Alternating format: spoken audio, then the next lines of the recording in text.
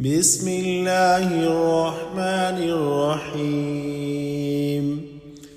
هل أتاك حديث الغاشية وجوه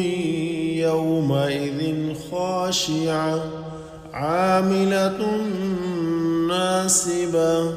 تسلى نارا حامية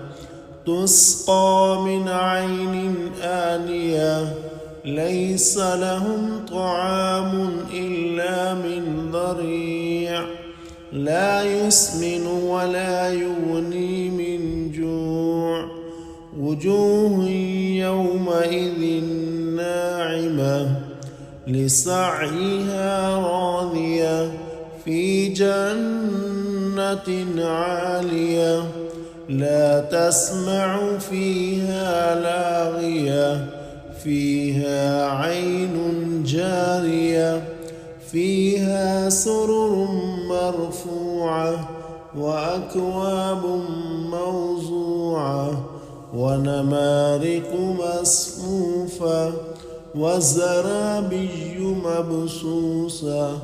أفلا ينظرون إلى الإبل كيف خلقت وإلى السماء كيف رفعت وإلى الجبال كيف نصبت وإلى الأرض كيف سطحت فذكر إنما أنت مذكر لست عليهم بمسيطر إلا من تولى وكفر فيعذبه الله العذاب الأكبر